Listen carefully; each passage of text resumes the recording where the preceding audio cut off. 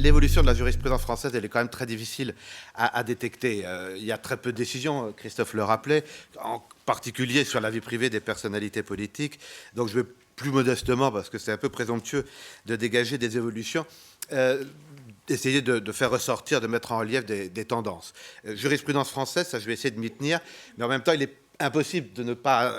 de décrocher totalement, de se déconnecter totalement de la jurisprudence européenne, puisque précisément les évolutions aussi bien actuelles, si on peut parler d'évolution, les tendances actuelles de la jurisprudence française se démarquent dans certains cas de celles de la jurisprudence européenne. Donc ignorer totalement l'environnement européen, à mon avis, contribuerait à assécher, à appauvrir la réflexion sur la jurisprudence française. Donc voilà, je remodèle mon intitulé à ma façon. Ça sera ma liberté d'expression et je la revendique. Merci beaucoup. Alors, avant de réfléchir ensemble, enfin de réfléchir, de poser quelques éléments de réflexion que j'ai essayé, parce que je suis un bon élève, d'inscrire dans le thème du colloque, y a-t-il des abus licites de la liberté d'expression, je voudrais quand même, à titre introductif, donc une introduction peut-être un peu longue, mais c'est par tempérament que j'aimerais bien mettre l'accent sur certains facteurs sociaux qui permettent de comprendre les évolutions de la jurisprudence, pour reprendre le terme d'évolution, les tendances de la jurisprudence, même si ils n'ont pas un impact juridique immédiat, ils comptent. Le premier, c'est le comportement des personnalités politiques elles-mêmes, qui, de plus en plus souvent, j'y reviendrai tout à l'heure, ce n'est pas récent, mais le rythme va crescendo, s'exposent volontairement à l'attention du public et exposent volontairement leur vie privée comme un outil de médiatisation, comme un outil de communication, je dirais même comme un outil, un moyen d'être connecté au réel, hein, d'une certaine manière.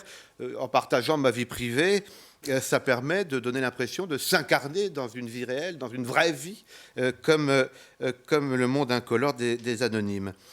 Évidemment, cette revendication, cette exposition volontaire des personnalités politiques va se traduire juridiquement, cette fois judiciairement, par une érosion de la protection, des conditions de protection de la vie privée, puisqu'il y a d'une certaine manière une contradiction à s'exposer tout en réclamant le secret de certains aspects de sa vie privée. Ça, c'est un premier facteur social qui n'est pas à négliger à l'époque contemporaine. Alors, après, ce serait évidemment caricatural de dire que les personnalités politiques sont les seuls responsables de la dégradation des conditions de la protection de leur vie privée. Il y a un autre facteur sur lequel je voudrais mettre l'accent, et je m'en excuse, je vais aborder la jurisprudence européenne, mais je crois qu'il est difficile de l'ignorer totalement, qui est les vertus prêtées, qui sont les vertus prêtées dans une société démocratique à la transparence. Il y a une sorte d'impératif social aujourd'hui de la transparence, je voudrais dire presque un diktat, mais on avait déjà eu ce sujet-là dont nous avons pu discuter dans le cadre d'un autre forum, dans une société où l'information a vocation à être partagée, alors ça, parfaitement légitime, mais comme un indice de vérité, comme un indice de sincérité, comme un indice d'intégrité. Et la vie politique n'y échappe pas. L'idéal de transparence se propage comme une véritable exigence démocratique. Je rappellerai qu'en octobre 2013 a été instituée une haute autorité pour la transparence de la vie publique, rendant obligatoire la déclaration par des personnalités politiques de leur patrimoine. Et au moment de l'affaire Julie Gaillet, cet hiver, beaucoup de commentaires s'en sont remis à l'exigence de transparence pour applaudir la mise à nu, la mise à vue de la vie privée du président de la République avec Julie Gaillet.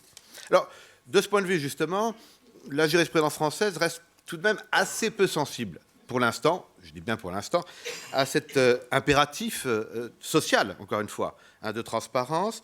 Alors, elle admet certes qu'il y a quelques données qu'on pourrait qualifier de données citoyennes, en ce sens que le public a une vocation à en avoir connaissance, comme le mariage, le concubinage, le divorce, notamment il y a des affaires concernant l'ancien président Sarkozy, où on avait considéré que son divorce était un événement public pour une personnalité politique.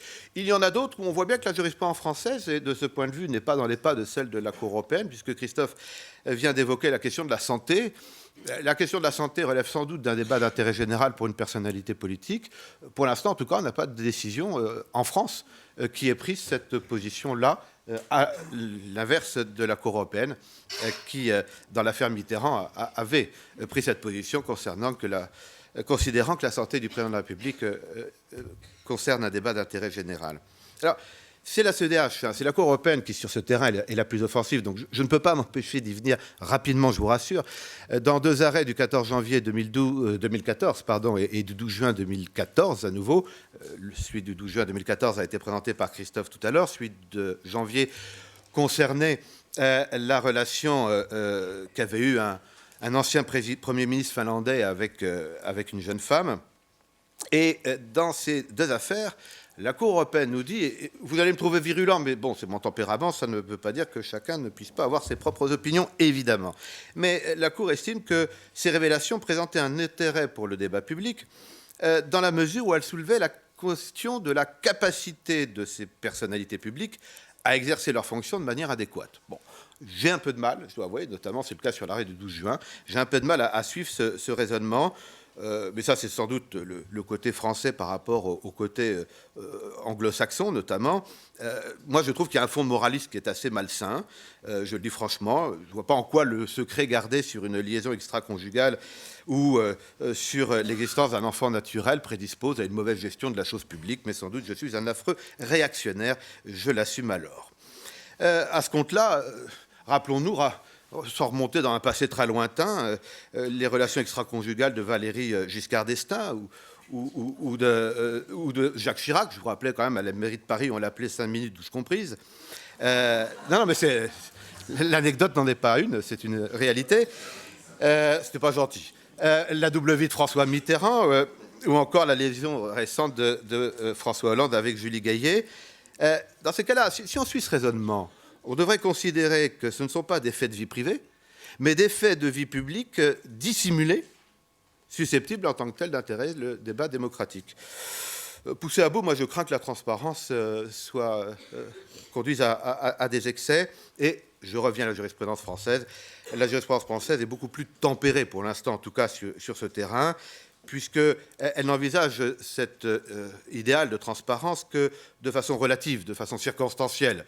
Et en particulier, il ressort de la jurisprudence que la transparence n'est pas une fin en soi, mais un moyen permettant de servir l'intérêt légitime du public d'être informé. Je prendrai juste un exemple tiré d'un arrêt qui date un peu de 2006 à propos de la publication de l'appartenance à des loges franc-maçonnes de personnalités politiques, et la Cour de cassation avait dit que cette publication était légitime dans une société démocratique et que l'appartenance à la franc-maçonnerie suppose un engagement, de sorte que la publication était justifiée par l'information du public. Mais on se remettait alors sur la perspective, dans la perspective de l'information du public. Alors, je suis raisonnable, je reviens, puisque le temps m'est compté, au thème de la journée. Y a-t-il des abus licites de la liberté d'expression? Alors, il y a 2 façons de l'envisager en ce qui concerne les personnalités politiques. Le premier axe, il est bien connu, même s'il appelle quelques observations, c'est l'axe relatif à la liberté d'informer et son corollaire, dont on va voir que dans la jurisprudence contemporaine, il est de plus en plus utilisé, le droit du public d'être informé. Et puis, je dirais ensuite quelques mots d'un autre axe qui est plus récent et me semble-t-il finalement beaucoup plus menaçant, car lui pourrait conduire à des abus licites de la liberté d'expression. C'est la liberté de la personne d'exposer sa vie privée lorsqu'elle est partagée avec celle d'autrui. Je vais m'en expliquer, vous verrez, si mon propos est abscon pour l'instant, il va, j'espère, devenir clair. Alors tout d'abord, le premier axe, c'est la liberté d'être informé, la liberté d'informer, la liberté du public d'être informé. Alors, de façon, ça c'est sans doute ma dérive d'universitaire, je voudrais rappeler, sans vouloir faire un cours évidemment, mais que pour tout ce qui concerne les droits et libertés, l'abus, puisque c'est le sujet d'aujourd'hui, saisit un exercice déviant du droit ou de la liberté au regard de sa finalité, ou autrement considéré, de sa fonction sociale. Si on applique cette conception, qui est la conception convenue, généralement en tout cas, à la liberté d'expression, l'abus est exclu ou inversement retenu, selon que l'exercice de la liberté repose sur des motifs ou sur un motif légitime, eu égard à l'atteinte qui en résulte à la vie privée d'autrui. Et, comme l'a rappelé Christophe tout à l'heure, la jurisprudence européenne, mais la Cour de cassation en fait de même depuis également les années 2000, retient généralement comme motif légitime principal la contribution de la publication à un débat d'intérêt général, ou parfois on utilise une autre appellation, une autre formule, sa contribution à un fait d'actualité, à un événement d'actualité. De ce point de vue, je vais plutôt me placer, parce que je pense que le raisonnement est plus rigoureux, non pas sous l'angle de la liberté d'informer, mais plutôt sous celui de droit du public d'être informé. Et sous cet angle-là, on voit bien dans la jurisprudence française que l'information est jugée légitime, pertinente, malgré son caractère intrusif dans la vie privée d'autrui, d'une personnalité politique en l'occurrence, dès lors que le public a un intérêt légitime à en avoir connaissance. Et à cet égard, l'intérêt est jugé légitime lorsqu'il existe un rapport objectif entre l'information et l'information diffusée et l'exercice de l'activité politique. Le raisonnement, me semble-t-il, est parfaitement rigoureux et permet ainsi de faire la part entre les informations légitimes dont la divulgation ne peut être contrariée par le secret de la vie privée et les informations non pertinentes qui, elles, ne sont pas couvertes par la liberté d'expression. Et de cette manière, me semble-t-il, le raisonnement exclut tout abus licite de la liberté d'expression. Soit il y a un motif légitime, il n'y a pas d'abus, soit il n'y a pas de motif légitime, et on est dans un exercice abusif de la liberté d'expression. Je vais prendre une affaire au lieu de deux pour illustrer mon propos. Une affaire qui concernait, c'était l'année dernière, l'ex-ministre maintenant depuis quelques mois, quelques semaines, Aurélie Filipperti, qui avait été photographiée à l'île Maurice pendant des vacances de Noël, à une époque, se disait-il, où le président de la République avait interdit, enfin avait donné comme instruction à ses ministres de ne pas s'éloigner de la capitale. Il y a eu tout un débat à l'époque sur le tempérament d'Aurore Filippetti qui était partie. Filippetti, pardon, excusez-moi. Filippetti. Oui, voilà, exactement. Aurore Filippetti. Et... Aurélie. Mais oui, je vais y arriver. Pas Aurore. Pas Aurore, Aurélie. Appelle-la Aurélie. Ouais. Or. Il y avait deux publications dans deux revues différentes. Dans l'une, la controverse sur ses vacances à l'île Maurice était vraiment le sujet traité, avec en tout petit format des photographies la représentant en maillot de bain sur la plage. Et dans l'autre revue, il y avait très peu de texte, mais en revanche, il y avait des grandes photographies focalisées sur la plastique d'Aurore Filippetti. Aurélie. Ah, ben, j'y arriverai pas. Je n'y arriverai pas. Et il est très intéressant puisque dans deux jugements rendus le même jour, la juridiction parisienne a considéré que dans le premier cas, l'information était légitime parce qu'il y avait contribution à un débat d'intérêt général qui était la question de la désobéissance, entre guillemets, d'un ministre au regard des instructions du président de la République, et que finalement l'image, comme tu disais tout à l'heure, était un accessoire mineur à ne pas prendre en considération. Et dans l'autre cas, on a considéré au contraire que la controverse n'était que prétexte pour exposer la plastique de Madame Filippetti.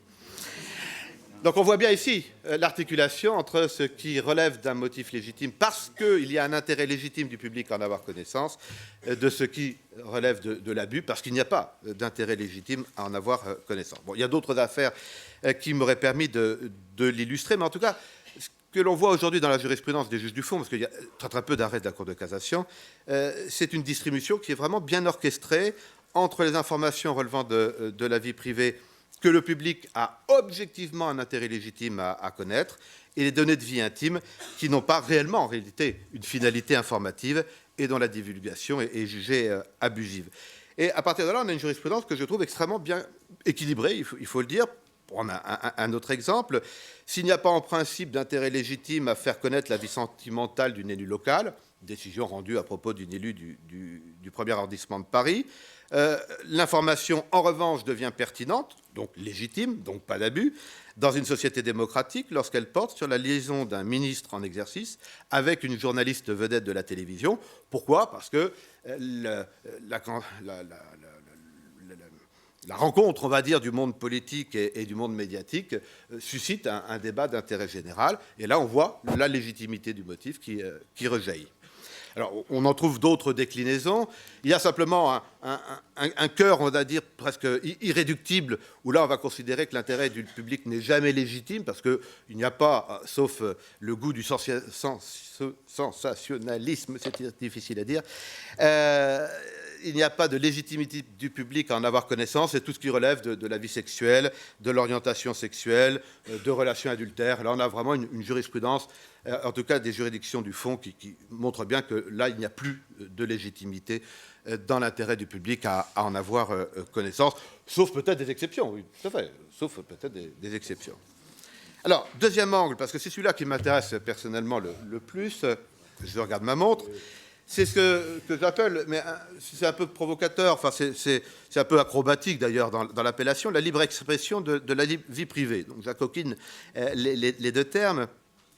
Et je voudrais montrer que ce mouvement général, qui est un mouvement de réduction de la protection de la vie privée en ce qui concerne les personnalités politiques, s'observe justement du point de vue de l'exposition de sa propre vie privée.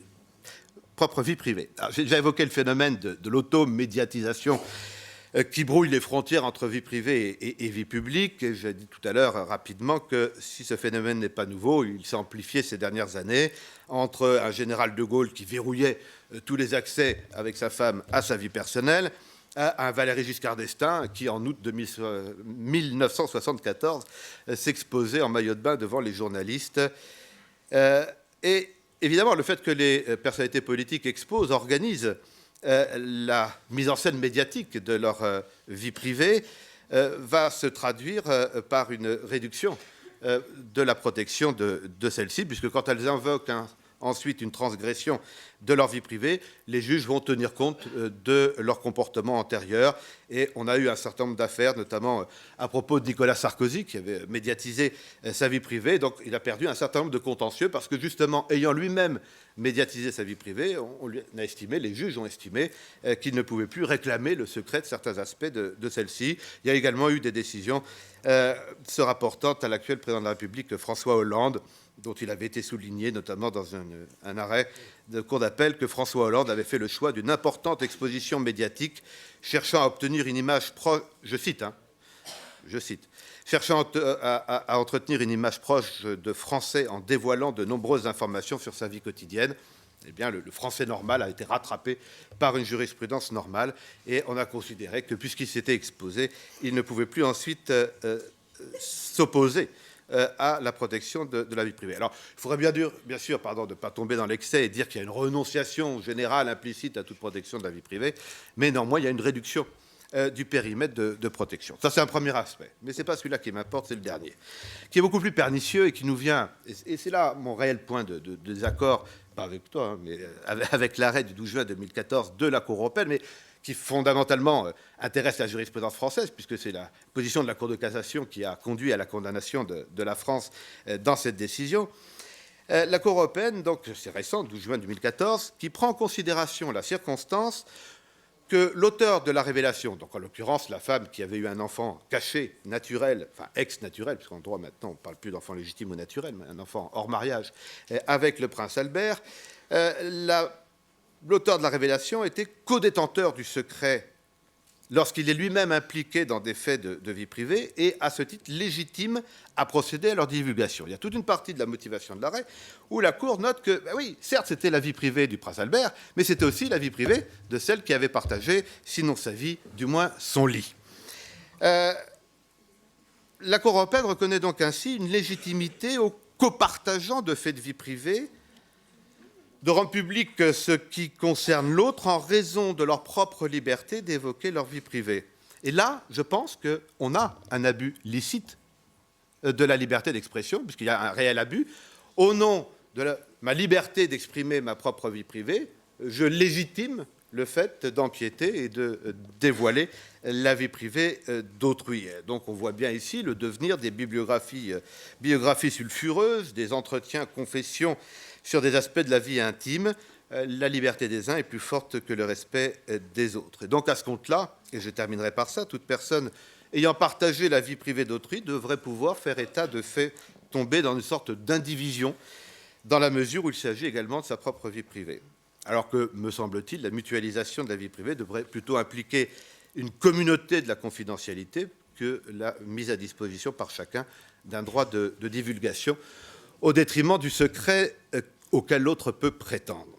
Alors, de ce point de vue, justement, la jurisprudence française est encore en ce sens, pour l'instant, en retrait par rapport à celle de la Cour européenne, et en particulier, il a été jugé en février 2013, à propos du roman Belle et Bête de Marcella Yacoub, que si les passages qui étaient relatifs à la conquête du pouvoir et au dédoublement de la personnalité de Dominique Strauss-Kahn relevaient d'un sujet d'intérêt général, les juges ont estimé qu'il en allait autrement des passages concernant la liaison de Marcella Yacoub avec Strauss-Kahn, ainsi que de ses comportements sexuels. Donc là, les juges ne sont pas rentrés dans ce raisonnement de dire c'est la vie privée de Marcella Yacoub, elle peut la raconter dans sa bibliographie et par là même révéler des aspects de vie privée d'autrui. Et là, je crois que la frontière est franchie de l'abus licite, en tout cas aux yeux de la Cour européenne, de la liberté d'expression.